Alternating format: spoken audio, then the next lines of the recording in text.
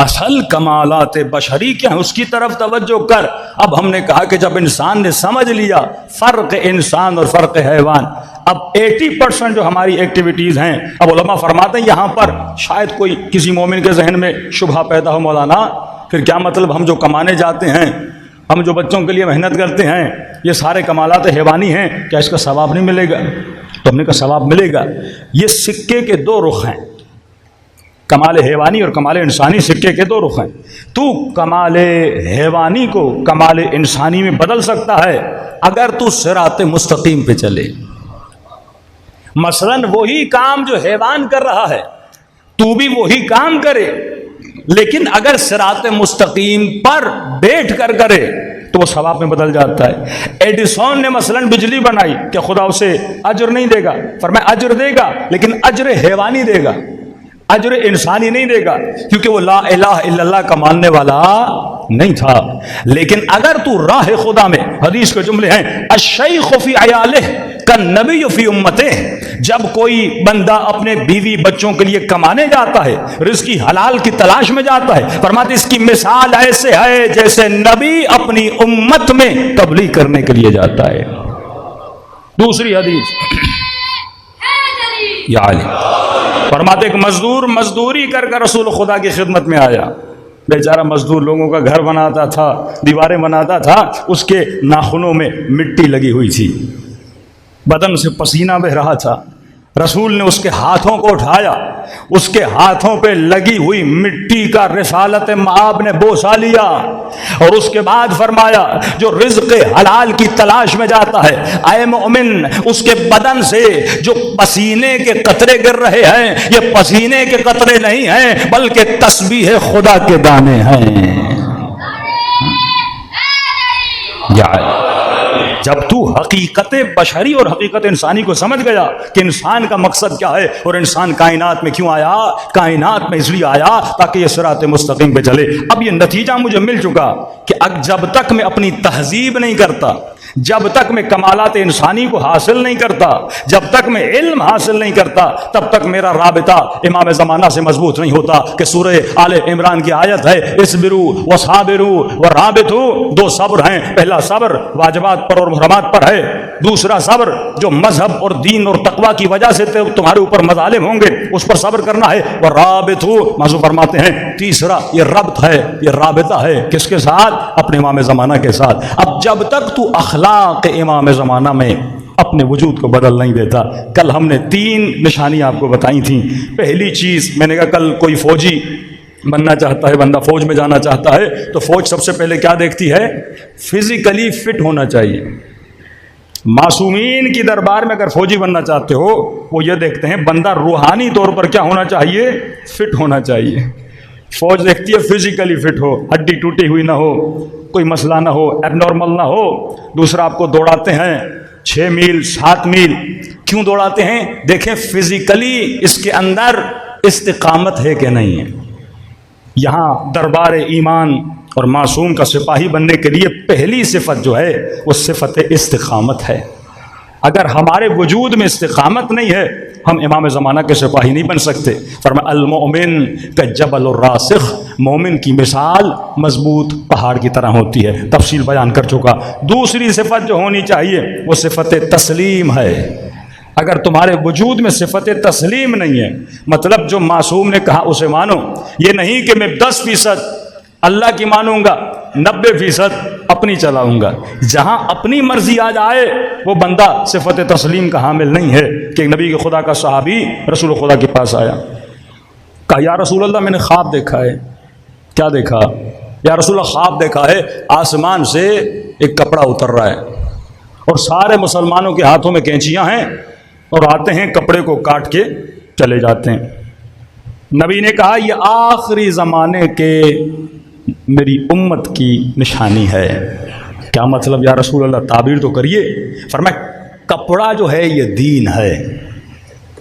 آخری زمانے میں میری امتی ایسے ہوں گے جس کو دین جتنا پسند ہوگا اتنا کاٹ کے لے جائے گا، باقی چھوڑ دے گا۔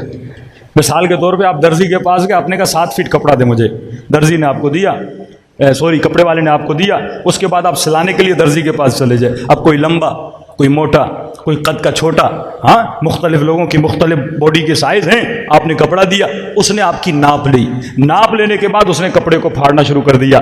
اب ہر کوئی کپڑے کو اپنی سائز کے مطابق کیا کر رہا ہے؟ بنا رہا ہے.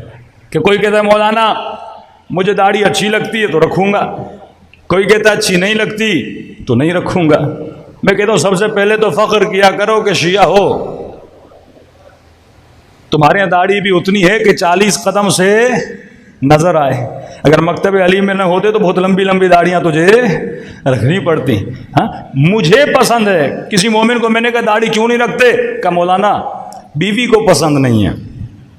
اب میں نے کہا تیری مرضی ہے، یا بیوی کو راضی کر یا علی ابن ابی طالب کو راضی کر. یہیں پہ رضا الہی کا پتہ چلتا ہے. میں احکام شرعی کا کتنا پابند ہوں. فرمایا دین کپڑا نہیں ہے کہ یہ مجھے پسند ہے یہ مجھے پسند نہیں ہے. کوئی جوان کہ مولانا یہ مجھے سمجھ میں آتا ہے میں عمل کروں گا، یہ میری سمجھ میں نہیں آتا میں عمل نہیں کروں گا. کوئی خاتون کہے یہ میری سمجھ میں آتا ہے میں عمل کروں گی، کوئی کہے میں عمل نہیں کروں گی. اچھی بات ہے. کچھ خواتین نے سوالات بھی بھیجے ہیں. ہم سوالات سے گھبراتے نہیں ہیں، لیکن اگر آپ کی نیت سمجھنے کی ہو بہت اچھی بات ہے، آپ سوال کریں. کل میں نے کہا نا انسان کی نیت ہی نہ ہو سمجھنے کی، اور وہ آئینے کوئی توڑ دے کہ آئینہ مجھے کیوں بتا رہا ہے، میرے چہرے پہ کالا کیوں ہے، وہ انسان بے وقوف ہوتا ہے. جب آئینہ آپ کو آپ کے چہرے کے عیب بتاتا ہے تو عقل مند انسان آئینے کو اور کیا کرتا ہے؟ صاف کرتا ہے. مجھے اور میرے عیب بتا. لیکن ہمارا مسئلہ کیا ہے؟ ہم اپنے عیوب کو سننے کے لیے تیار نہیں ہوتے. کل میں نے ایک بات کہی تھی چند مجلس میں پہلے کہ کچھ چیزیں مرد کے لیے باعث فخر ہیں، شان، مرد کی شان ہے، اور وہی صفات اگر عورت میں آ جائیں تو مذموم ہیں. آج کل فیمنزم کا بہت بڑا رجحان ہے، اور ہماری بچیوں کے ذہنوں میں جو پڑھتی ہیں یونیورسٹی میں سوشل میڈیا استعمال کرتی ہیں کئی چیزیں. مثلا یہ مشہور باتیں ہیں کہ مرد کا سخی ہونا اچھا ہے، عورت کا کنجوس ہونا اچھا ہے. شادی شدہ کی بات ہو رہی ہے. وہ اپنے مرد کے مال کی حفاظت کرے. اگر وہاں پہ سخاوت کرنے لگے گی اس کا مرد کیا ہو جائے گا؟ فقیر ہو جائے گا. یا ایک آیت آپ نے قرآن کی سنی ہوئی ہے، یا اکثر ہم بولا بھی کرتے ہیں اپنے بچوں کو کہ جلدی نہ کیا کرو. جلدی کس کا کام ہے؟ شیطان کا کام ہے. اب کیا ہر کام میں جلدی نہ کیا کرے؟ کہیں کہیں پر لفظ سارعو بھی ہے کہ جہاں خیر دیکھو اس راہ میں کیا کرو؟ جلدی کرو. کون سی جلدی؟ شیطانی کام ہے. فرماتے ہیں ہر وہ کام جو وداؤٹ پلاننگ ہو اس میں جلدی کرنا شیطان کا کام ہے.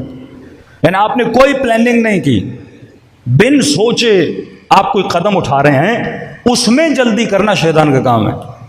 لیکن وقت اذان ہوا، اللہ کی آواز آئی، حی علی الصلاۃ حی علی الفلاح، اب یہاں پہ کہنے جلدی کرنا شیطان کا کام ہے. نہیں، یہاں پہ کوئی تمہیں پلاننگ کرنی نہیں ہے، پہلے سے ایک چیز طے ہے، اس میں آپ جا سکتے ہو. دوسری صفت میں نے بتائی ہے 3 سال پہلے اسلام آباد میں کئی بیچاری خواتین نے اس پہ اعتراض کیا. ایک واقعہ ہائی وے پہ ہوا تھا کسی بیچاری خاتون کے ساتھ، اور اس کے ساتھ زیادتی کی گئی. تو میں نے کہا کہ معصومین کا فرمان ہے کہ اگر مرد بزدل ہو یہ مرد کے لیے صفت مذموم ہے، لیکن عورت کے اندر جو ڈر کی صفت ہے یہ صفت ممدوح صفت ہے، اچھی صفت ہے. پھر مثال بھی ہم نے دی تھی جہاں عقل اور شرع، دیکھیے ویسٹرن سوسائٹی اور آپ جو اسلامی سوسائٹی ہے اس میں کلیش پایا جاتا ہے. ہمارے ایک دوست سے کینیڈا کے کہنے لگے کہ مولانا پرنسپل نے مجھے آفس میں بلایا اور کہنے لگی کہ آپ کی جو بیٹی ہے مجھے لگتی ہے بیمار ہے. میں نے کہا نہیں میری بیٹی تو ٹھیک ہے. کہا نہیں مجھے لگتا ہے ڈپریشن میں ہے.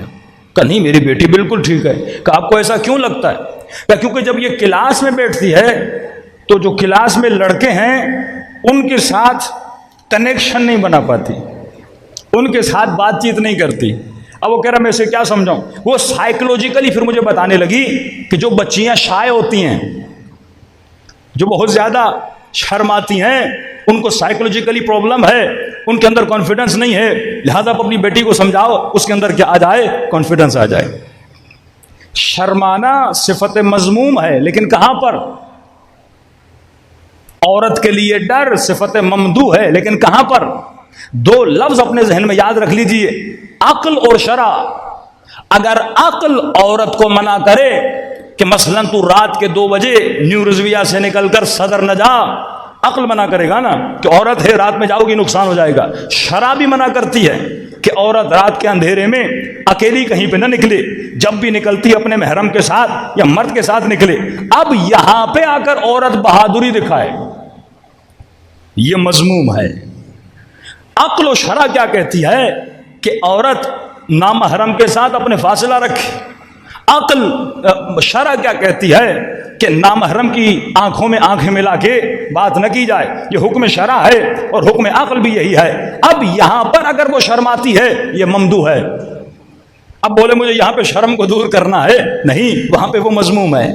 کہاں پہ شرم بری چیز ہے؟ مثلا کوئی دین کا کام ہے، کسی کی تبلیغ کرنی ہے، مثلا ایک بندہ وضو غلط کر رہا ہے، اب مجھے شرم آ رہی ہے اسے بتانے میں کہ قبلہ آپ کا وضو غلط ہے۔ اگر کوئی غلط کام کر رہا ہے میں شرما رہا ہوں، یا ہمارے کئی بیچارے طالب علم دین حاصل کر کے آتے ہیں، بھائی مجلس پڑھیے، نہیں مولانا ہمیں شرم آتی ہے، ہم لوگوں کے سامنے بات کیسے کریں؟ تو یہ جو شرم ہے یہ مذموم شرم ہے، کیونکہ عقل کا بھی حکم ہے امر بالمعروف کرو نہی عن المنکر کرو، عقل کا بھی حکم ہے اگر کہیں پہ برائی ہے اس برائی کو جا کے روکو، عقل کا حکم ہے۔ تو جہاں شرم عقل کے مقابلے میں آ جائے وہ شرم مذمت والی ہوتی ہے، لیکن جس شرم کی عقل تائید کرتا ہے اسی شرم کی اہل بیت علیہ الصلوۃ والسلام بھی کیا کرتے ہیں؟ تائید کرتے ہیں۔ تو یہ معاملہ اتنا حساس ہے کہ اسپیشلی کیونکہ معاشروں کو اگر تباہ و برباد کیا جا رہا ہے، جوانوں کے ذہنوں کو خراب کر کے تباہ و برباد کیا جا رہا ہے، یہ ویسٹرن سائیکولوجی پڑھ کے آتے ہیں اور ہمارے بچوں کو غلط بتاتے ہیں۔ لاہور کا واقعہ بتا رہا ہوں کہ مولانا لاہور میں ٹیچر کہنے لگا کہ آپ کی بیٹی میں کانفیڈنس نہیں ہے۔ کہ کیا مطلب کانفیڈنس نہیں ہے؟ کہا یہ جب کلاس میں کانفرنس دیتی ہے، بچے کوئی ریسرچ ورک کر کے آتے ہیں اور کلاس میں آ کے اس کو پیش کرتے ہیں، کہ جب یہ بات کرتی ہے تو لوگوں کے ساتھ آئی کانٹیکٹ نہیں بناتی۔ کہتا میں نے بیٹی سے پوچھا کہتی نہیں بابا میں بناتی ہوں، ایک طرف لڑکیاں ہوتی ہیں ان سے آئی کانٹیکٹ بناتی ہوں، لیکن اسلام نے منع کیا ہے کہ مرد کی آنکھوں میں آنکھیں ڈال کے نہ دیکھا جائے، وہاں پہ میں اپنے سر کو جھکاتی ہوں۔ تو اس نے کہا اے بدبخت تو کیسا مسلمان ہے؟ حکم رسول ہے کہ محرم و نامحرم کے درمیان کیا ہونا چاہیے؟ فاصلہ ہونا چاہیے۔ اسی کراچی میں ایک وقت تھا جب میں کسی انگلش سینٹر میں پڑھتا تھا تو اس میں ٹیچر مجھے بولنے لگا، جو آرمی کا ریٹائرڈ آفیسر تھا، انگلش پڑھاتا تھا، تو وہ زبردستی لڑکوں کو لڑکی کے ساتھ بٹھاتا تھا کہ تمہارے اندر کانفیڈنس نہیں ہے۔ یہ کون سی سوچ ہے؟ یہ ویسٹرن سوچ ہے۔ تو جب تک تمہارے وجود میں صفت تسلیم پیدا نہیں ہوتی، یہ نہ دیکھو دنیا کیا کہہ رہی ہے، یہ دیکھو تمہارا نبی کیا کہہ رہا ہے۔ تو فرمایا آخری زمانے میں دین کپڑا بن جائے گا کہ مجھے یہ پسند ہے، مجھے یہ پسند نہیں ہے۔ نہ تو اپنی مرضی سے کپڑے پہن سکتا ہے، نہ تو اپنی مرضی سے شادی کر سکتا ہے، نہ تو اپنی مرضی سے کھانا کھا سکتا ہے۔ ہاں اختیار تیرا ہے، لیکن دیکھ کر کھاؤ کہ حلال کھا رہے ہو